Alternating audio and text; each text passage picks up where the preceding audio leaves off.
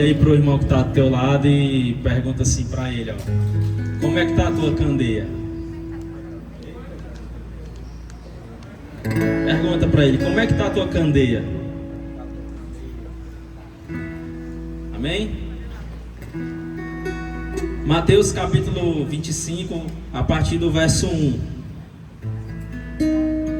Então o reino de Deus, ou o reino do céu, será semelhante a 10 virgens, que tomando seus lampiões, saíram ao encontro do noivo.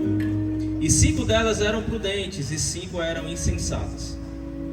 As que eram insensatas, tomando os seus lampiões, não levaram azeite consigo, mas as prudentes levaram azeite em suas vasilhas, com os seus lampiões. E tardando o noivo, todas elas cochilaram e dormiram. E à meia-noite houve um grito: eis que o noivo vem, saí-lhe ao encontro. Então todas aquelas virgens se levantaram e prepararam os seus lampiões. E as insensatas disseram às prudentes: dai-nos do vosso azeite, porque os nossos lampiões estão se apagando. Mas as prudentes responderam dizendo: não, para que não falte a nós e a vós, mas ide antes aos que o vendem e comprai-o para vós. E tendo elas ido comprá-lo, chegou o noivo. E as que estavam preparadas entraram com ele para as bodas, e a porta foi fechada. Depois chegaram também as outras virgens, dizendo: Senhor, Senhor, abre para nós. Mas ele, respondendo, disse: em verdade vos digo, eu não vos conheço. Vigiai, pois, porque não sabeis o dia, nem a hora em que há de vir o Filho do Homem. Amém, irmãos? Para falar do noivo, eu quero contextualizar um pouco os irmãos acerca do casamento judaico. Ele funcionava a partir do momento em que o noivo se apresentava à família da noiva e lhes apresentava um dote. Um dote é um valor, um recurso, um presente, prometendo que ele se casaria com a noiva, né, e os dois viveriam juntos. E o nome disso era chamado Kiddushin, tá?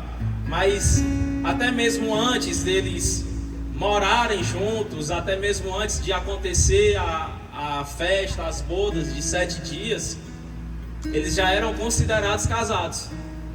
Por mais que não tivesse uma festa, eles eram considerados casados. E essa já é a primeira verdade que eu extraio para nós. Não espere que venha Cristo, Ele vem em glória, arrebate a sua igreja para você, agora vai começar o casamento. Não. A seriedade do casamento ele tem que ser levado no noivado. E qual foi a parte do noivado que Jesus nos entregou? Qual foi esse dote? A palavra de Deus em Efésios 1, 13 e 14 vai dizer: quando vocês ouviram a palavra da verdade, o evangelho da sua salvação, e creram nele, foram selados em Cristo com o Espírito Santo da promessa, que é a garantia da nossa herança, até a redenção daqueles que pertencem a Deus, para o louvor da sua glória. Então o Espírito Santo, ele foi o presente de Deus para você. A salvação foi o que você recebeu como um dote. E outras traduções vai dizer que o Espírito Santo ele é o penhor. Quando você vai no banco e você penhora alguma coisa, você pega um empréstimo, se você não quitar, o banco ficou com aquela coisa que você deu, um relógio, não sei. Esse é o motivo de nós acreditarmos que Jesus está voltando e que Ele voltará. O noivo vem buscar seu noivo, porque Ele te presenteou com a salvação e com o Espírito Santo. Então, se você tem o Espírito Santo, é um dever seu acreditar que Ele vai voltar, porque Ele prometeu. Essa é a garantia da igreja. A garantia da igreja não é um carro novo, não é um veículo novo, não é a faculdade dos sonhos, não é a viagem dos sonhos, não é a festa de 15 anos, não é o casamento, não. O penhor, a garantia de que Ele vai voltar e vai vir te buscar para morar com Ele, é o Espírito Santo. Aleluia.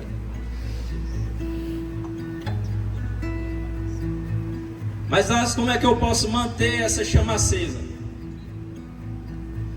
As lâmpadas no tabernáculo, elas simbolizavam a presença contínua de Deus para o povo. E sem a amizade com o Espírito Santo, eu não vou conseguir continuar aceso. Como é que eu vou continuar fumegando? Como é que o meu pavio ele vai permanecer ardente? Como é que as pessoas ao meu redor vão ver como eu brilho se eu não tenho a amizade, o relacionamento com o Espírito Santo?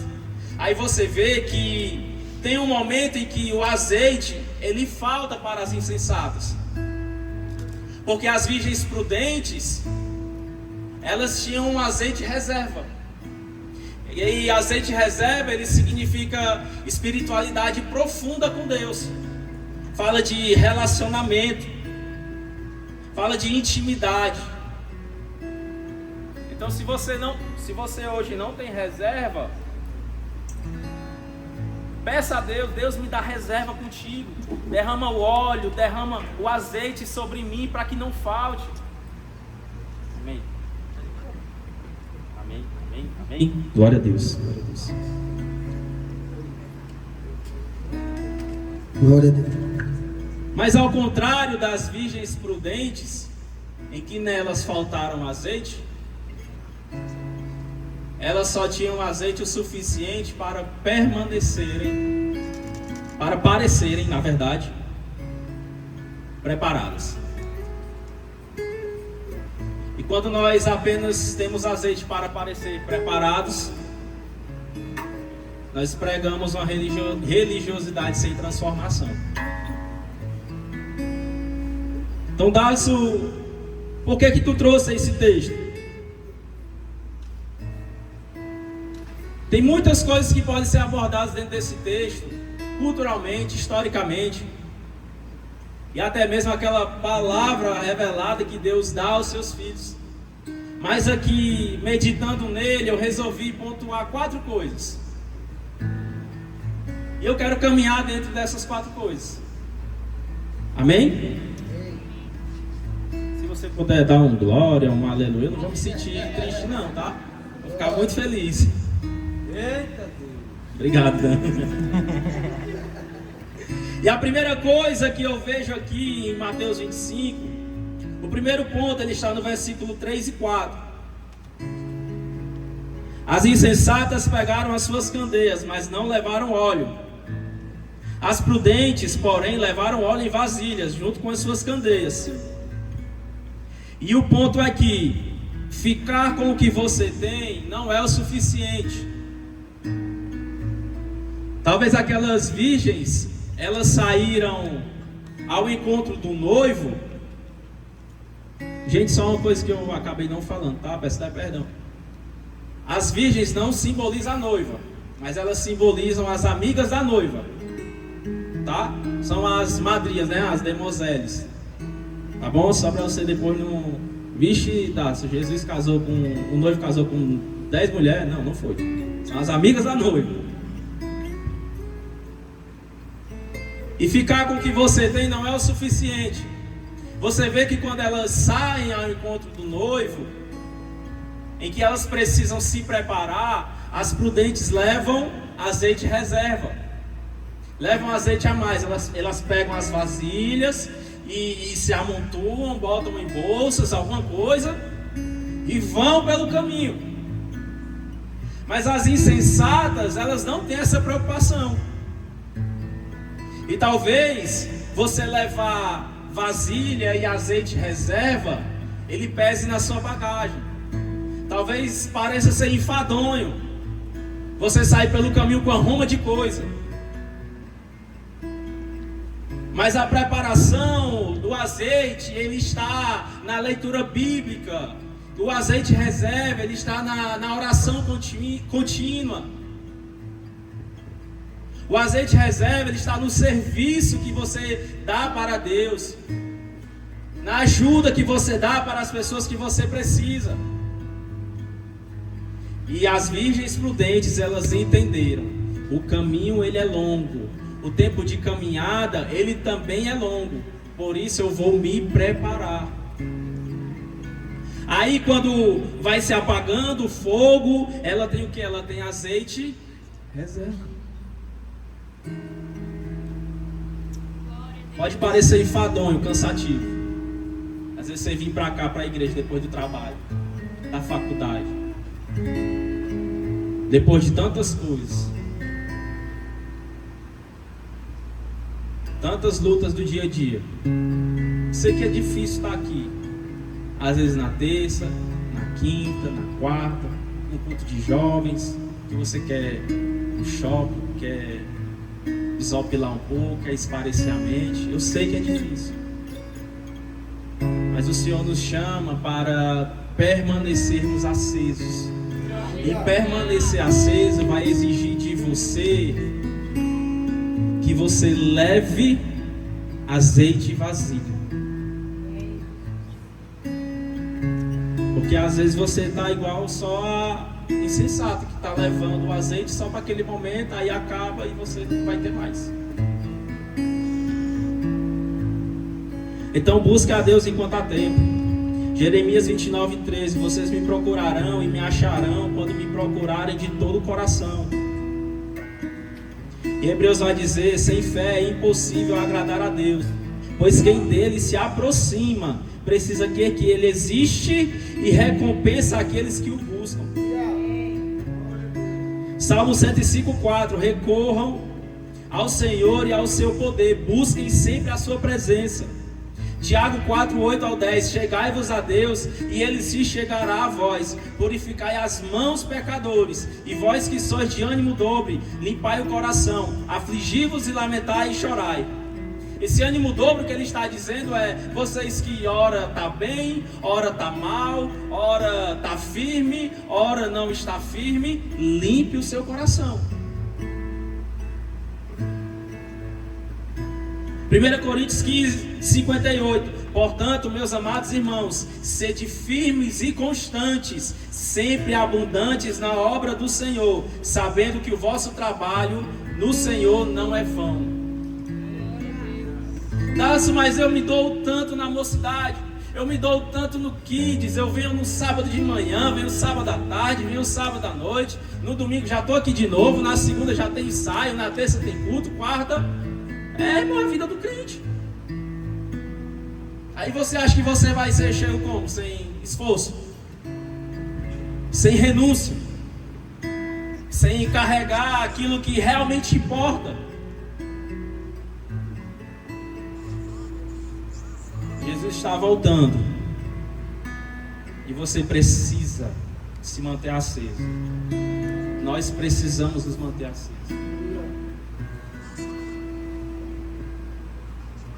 Segundo ponto que eu vejo aqui nesse texto está no verso 5. O noivo demorou a chegar e todas ficaram com sono e adormeceram. E o ponto é que Cristo parece demorar. Você às vezes não tem a sensação que Cristo está demorando? Tem, eu já tive a sensação bastante. Senhor, está demorando? Tá. Senhor, tu vem mesmo? Mas a sua promessa de retorno será cumprida. Foi o que eu falei no começo. Você tem a salvação e o Espírito Santo. Ele é o penhor. Meu amigo, se você sente o Espírito Santo hoje, essa é a garantia. E você precisa ficar atento a isso. Muitos tentam adivinhar a data da volta de Cristo, mas não se preparam. Eu trouxe aqui alguns nomes, 3 pessoas, e um deles eu ri bastante. Alguns nomes que tentaram adivinhar a volta de Cristo. William Miller. Não, eu vou para outro aqui. Harold Camping. Falei certo, amor? Falei, né? Harold Camping, que previu o arrebatamento para o dia 21 de maio de 2011. A gente ficou, né? A gente ficou, só ele, né? É o Enoque, é o novo Enoque. Tem um pastor sul-africano, Joshua Milakela, que fez previsões mais recentes. E o William Miller, que esse é o mais excelente. O movimento milerita previu a data de 22 de outubro de 1844. Olha, naquela época eles já falavam da volta de Jesus, levando ao evento conhecido como a Grande Decepção, porque não aconteceu, ou o Grande Desapontamento. Mas a gente precisa entender, irmãos, que a volta de Cristo ela é iminente, é a qualquer momento. Só o Pai sabe. 2 Pedro 3, do 2 ao 4, ele vai dizer assim, para que vos lembreis das palavras que primeiramente foram ditas pelos santos profetas e do nosso mandamento, os apóstolos do Senhor e Salvador, sabendo primeiro isto, que nos últimos dias virão escarnecedores, andando segundo as suas próprias concupiscências, e dizendo, onde está a promessa da sua vinda? Porque desde que os pais dormiram, todas as coisas permaneceram como desde o princípio da criação. Aquele povo que estava recebendo, na verdade é uma epístola universal, mas esse povo estava recebendo essa carta de Pedro, essa pregação, essa exortação, era um povo em que vinham muitas pessoas aos ouvidos dele. Esse Cristo aí teu é perca de tempo. Ele já não vai mais voltar não. Ele está morto, está numa cruz, está num túmulo. E muitos irmãos, devido a esses comentários, a essas desanimações que lhes surgiram, eles ficaram descrentes da volta do Senhor. E Pedro está reanimando, olha, apressem a volta do seu Senhor.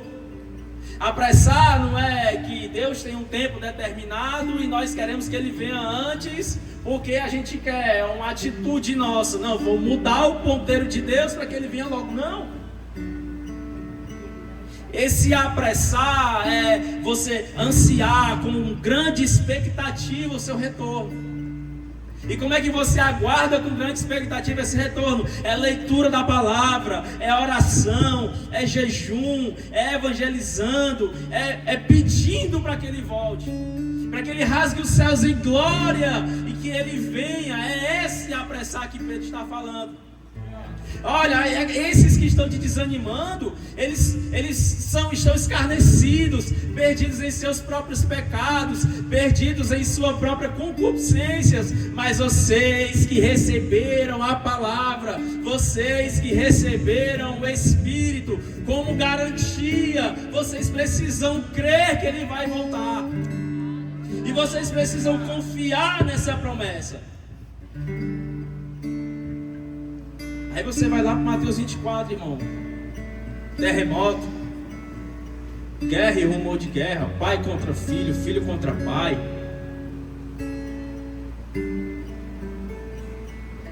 Aí você vê assim, vixe, o negócio está ficando estreito, acho que ele vai voltar mesmo. Irmão, tá com dúvida? Recorra à palavra. Às vezes a situação do teu dia vai te esmorecer, vai te chatear, vai muitas vezes querer te diminuir, mas corra para a palavra.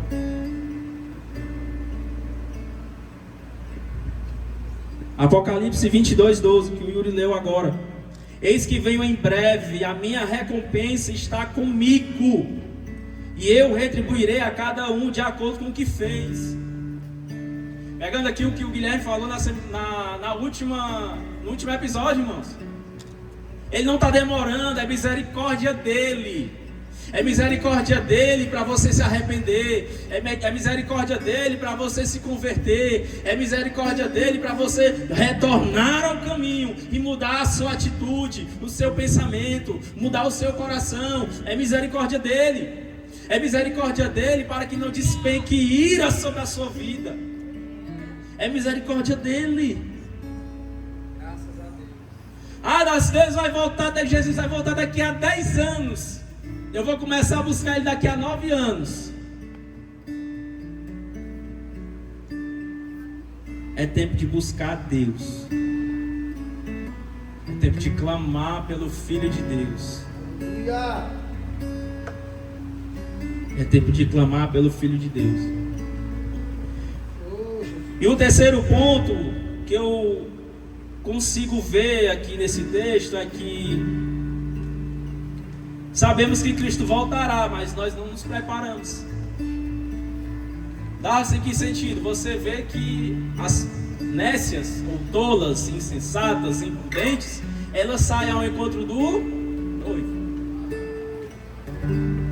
Ela sabia que o noivo viria? Sabia. Elas estavam preparadas? Não estavam. E a frieza espiritual, irmão, ela é natural. Quando você não exerce ela de fato, assim, de forma genuína, teoricamente e na prática também. E a oração e a palavra vai ser esse aparo. Você não vai conseguir vencer frieza espiritual com pula-pula, não. Você não vai vencer frieza espiritual com pisa na cabeça do inimigo e declara. Nessa hora ninguém completa, né? Amém, glória a Deus. Não é num show, não é brincando, sorrindo. Crente brinca, crente se diverte, tem os seus momentos. Mas a frieza espiritual, se ela não for contornada de forma séria, não haverá resultado se não for por meio da palavra e da oração.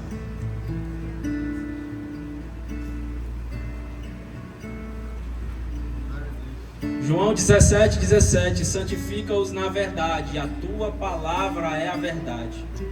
Hebreus 12:14, esforcem-se para viver em paz com todos e para serem santos. Sem santidade ninguém verá o Senhor. Levítico 20:8, obedeçam aos meus decretos e pratiquem-os. Eu sou o Senhor que os santifica.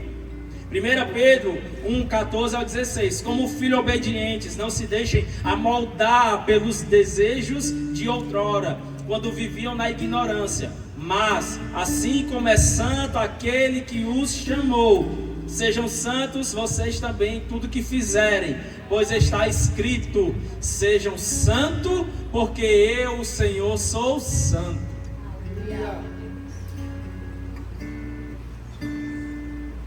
Pedro está dizendo que às vezes você vai até sentir uma saudadezinha do pecado, você vai se sentir tentado pelo pecado, mas não vai ser consumindo esse pecado que você vai se sentir bem. Na verdade, isso vai apagar a sua fé. Repete assim comigo: consumir os meus desejos de antes vai apagar a minha fé.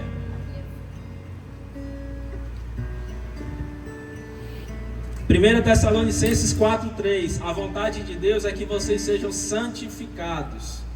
1 Timóteo 4:4 e 5, pois tudo que Deus criou é bom e nada deve ser rejeitado, se for recebido com ação de graças, pois é santificados pela palavra e pela oração. Romanos capítulo 6, ele vai dizer que nós que já morremos e fomos crucificados com Cristo, nós não podemos praticar as mesmas coisas de antes.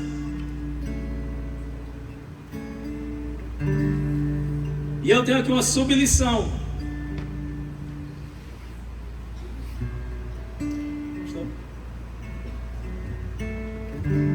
Ainda no ponto 3, a palavra vai dizer no verso 9 e 10: elas responderam, não, no caso as prudentes, não, pois pode ser que não haja o suficiente para nós e para vocês. Vão comprar o óleo de vocês. E saindo elas para comprar o óleo, chegou o noivo. As virgens que estavam preparadas entraram com ele para o banquete nupcial, e a porta foi fechada. Sabe, irmãos, o que eu percebo aqui é que quando elas acordam, elas ouvem o grito de vem um noivo, e elas acordam e elas percebem que o seu óleo está se acabando, elas ficam desesperadas. Aí começa a dizer para as prudentes: ei, me dá um pouco do teu óleo, divide comigo. As prudentes, elas foram egoístas. O noivo já estava vindo, dava um pouquinho, né? Não. Você ora pela pessoa, você lê a Bíblia com a pessoa, você tem líderes maravilhosos cuidando de você, do seu coração, preocupados com a sua alma, preocupados em levar você para o céu. E você não pode fazer essas pessoas de muletas. As imprudentes, as tolas, elas dependiam muito das pessoas. Elas dependiam sempre que alguém fosse lá e acendesse o paviozinho dela. Elas dependiam muito que as pessoas fossem lá e abraçassem, que convidassem para a igreja, que lessem uma palavra para elas, que orassem por elas, mas elas no final, elas não faziam nada sozinhas. Se você é assim hoje, irmão, me desculpe, você é tolo, você é imprudente e você é insensato. Líder nenhum não é muleta de ninguém, pastor nenhum não é muleta de ninguém. Crie maturidade e busque a Deus sozinho. Aprenda a buscar a Deus sozinho, aprenda a ansiá-lo sozinho, aprenda a criar o desejo de servir sozinho. Tudo tem que estar chamando, tudo tem que estar buscando. É isso que Paulo vai falar em 1 Coríntios capítulo 3. Eu não pude vos alimentar com carne, com um alimento sólido, mas com leite. Mas é porque é novinho na fé, é porque se converteu agora. Não, irmão, é porque não tem apetite. O crente que está só no leite, só no leite, só no leite, só no leite, é porque não tem apetite, é porque não está crescendo. Você pega uma criança de 2, 3 anos, ela tem que começar a comer o quê? Sólido. Tem que começar a comer carne, tem que começar a comer um arrozinho, tem que começar, né? Leite mais não. Deus vai estar quebrando hoje, irmão, todo fartinho espiritual. Essa tua falta de apetite desgraçada vai acabar hoje. Você vai ler a palavra, você vai se debruçar na palavra, você vai ter desejo por Ele, você vai querer caminhar nele, porque é Ele que dá significado para a tua vida.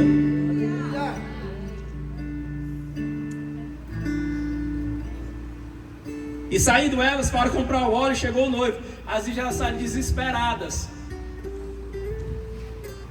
Certo, aí você pensa comigo, Luquinhas. Acabou o óleo delas, certo? O que é que elas foram fazer? Comprar. Se elas foram comprar é porque elas tinham recursos. Aí você pergunta por que as bênçãos não se prepararam antes. Tinha dinheiro, tinha recurso, tinha a forma, tinha o modo de fazer, tinha um caminho, mas deixaram para a última hora. Quando o céu se rasgar, obrigado, viu? Quando o céu se rasgar, vixe, tá vindo Jesus, eu vou me arrepender, sei lá, eu vou chorar, eu vou pedir perdão papai e mamãe, eu saí de casa agora, não lavei a louça, eu fui brigar com eles. Não, irmão, isso não. É hoje, é agora. Amém? Deixa eu continuar aqui, irmãos, pelo amor de Deus. Terminando, viu? Então não sejam como as insensatas, que dependem dos outros o tempo todo. Eu sei que a gente fraqueja na fé. Eu sei que às vezes está difícil. Às vezes estamos caídos, derrubados, o pecado está nos dilacerando e você precisa realmente da igreja. É desse lugar que você precisa. E também ninguém luta sozinho. Amém? Amém. Mas caminhe com as suas próprias pernas. Mantenha aceso o seu pavio. Leve consigo vasilhas e óleos. O ponto 4 que eu percebo aqui nesse texto é a mudança de aspecto, de natureza e de chamamento do noivo. No versículo 11 vai dizer assim: mais tarde vieram também as outras e disseram: Senhor, Senhor, abra a porta para nós. No 12, mas ele respondeu: a verdade é que eu não as conheço. Antes da chegada do noivo, ele é o quê? Noivo. Diga comigo, noivo. Repete comigo assim, ó. E o noivo busca relacionamento, comunhão, intimidade. E quando a porta fecha, elas começam a bater: Senhor, Senhor. Repete comigo: Senhor, Senhor.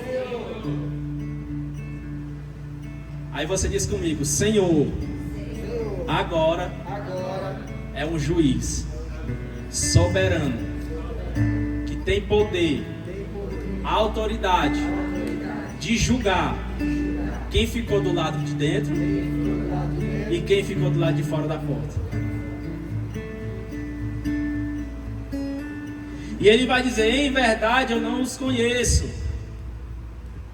O noivo, enquanto você está aqui, ele não buscou a igreja, aproveite, porque ele é bom.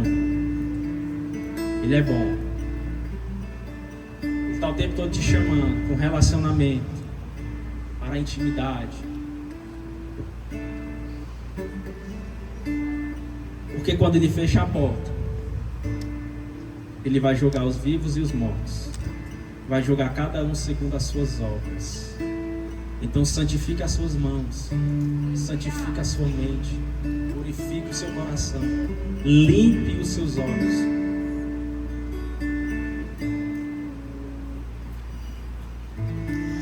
E o tempo de graça, ele termina. Você vai estudar depois, quando sair daqui, em nome de Jesus, você vai ver um pouquinho sobre a dispensação da graça. E que os teólogos, eles dividem a história, como vemos, né, a Bíblia, a igreja, como as 7 dispensações. E vai acabar a dispensação da graça. E esse momento de comunhão se encerra. E o tempo de juízo e soberania começa. Você lembra de Noé? As pessoas casavam e davam-se em casamento, comiam e bebiam, iam e vinham. Mas a porta se fechou. E a porta aqui vai simbolizar o fim da oportunidade. Eu acho até muito forte, porque na hora que ele diz lá em Gênesis, o Senhor fechou a porta, eu imagino a porta se fechando sozinha mesmo. Começa a subir as águas. E o barco começa a flutuar. E ele fecha a porta. Quem estava do lado de fora não podia mais entrar. Se você ficar de fora, não vai conseguir entrar. O cristão, às vezes, irmão, ele é como... Às vezes não. Sempre. O cristão, ele é como uma canoa. Ele é como uma canoa. E a canoa, ela está sobre o rio. E o rio, ele é o mundo. Ele está dentro do mundo, mas o mundo não está dentro dele. Mas a partir do momento em que a água, que é o mundo, começa a entrar dentro da canoa, a canoa vai afundar.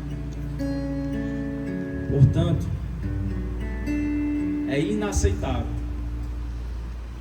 que nós tenhamos um cuidado demasiado com as coisas dessa terra.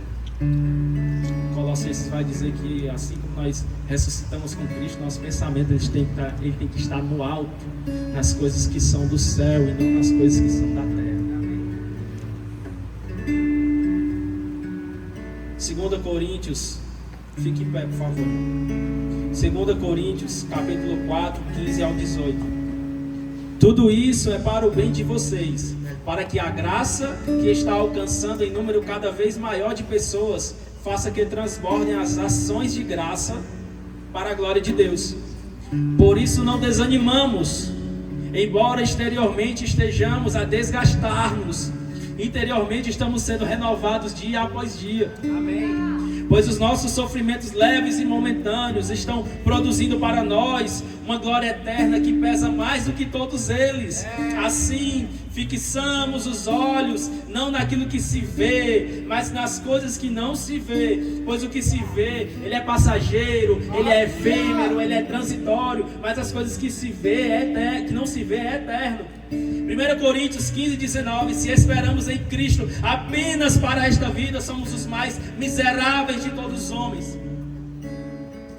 Apocalipse 22:20: aquele que dá testemunho destas coisas diz: sim, venho em breve. João completa, amém. Vem, Senhor Jesus. Vou vos preparar lugar. Vou vos preparar lugar. Ah, irmãos, quando o ponteiro de Deus estiver no lugar que Ele quer, quando o relógio dele cruzar os seus ponteiros, nós veremos o céu rasgando em glória, e Ele virá nos ares buscar a sua igreja com um grande alarido. Como voz de muitas águas, nós ouviremos: vinde, bendito de meu Pai, possuir o reino que vos está preparado desde a fundação do mundo.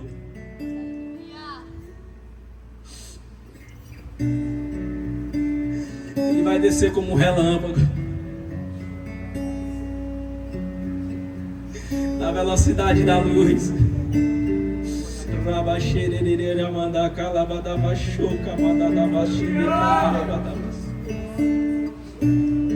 Os crentes de todas as épocas, de todos os tempos, de todas as raças, línguas e etnias ouvirão o seu nome. Aí vem o noivo, e ele virá para buscar a sua igreja.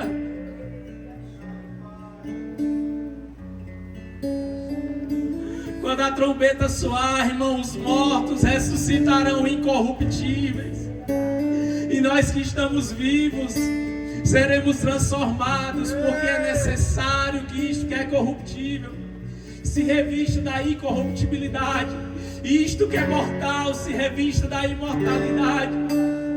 E quando isso que é corruptível se revestir da incorruptibilidade, isto que é mortal se revestir da imortalidade, então se cumprirá a palavra que está escrita: tragada foi a morte pela vitória, tragada foi a morte pela cruz. Onde está a morte, a sua vitória?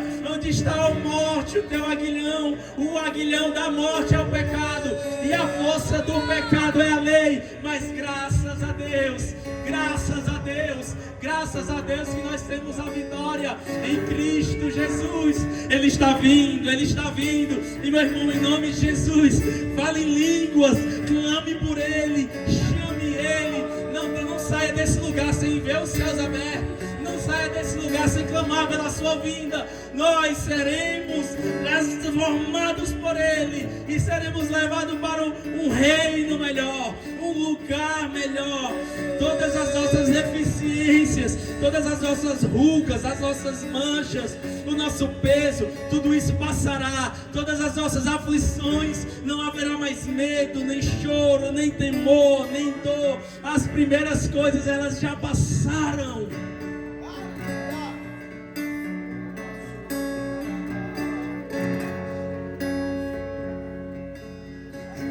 Vem, Senhor, vem, Senhor. Maranata, Maranata, Maranata, Maranata, Maranata, Maranata, Maranata, Maranata. Começa a dizer do seu lugar, irmão: Maranata, Maranata, Maranata. Eu quero ouvir, por favor: Maranata, Maranata. Clama Ele: Maranata, Maranata. Não tenha medo de clamar: Maranata. As coisas velhas, elas vão passar. Vai ser melhor quando estivermos com Ele. Maranata, Maranata.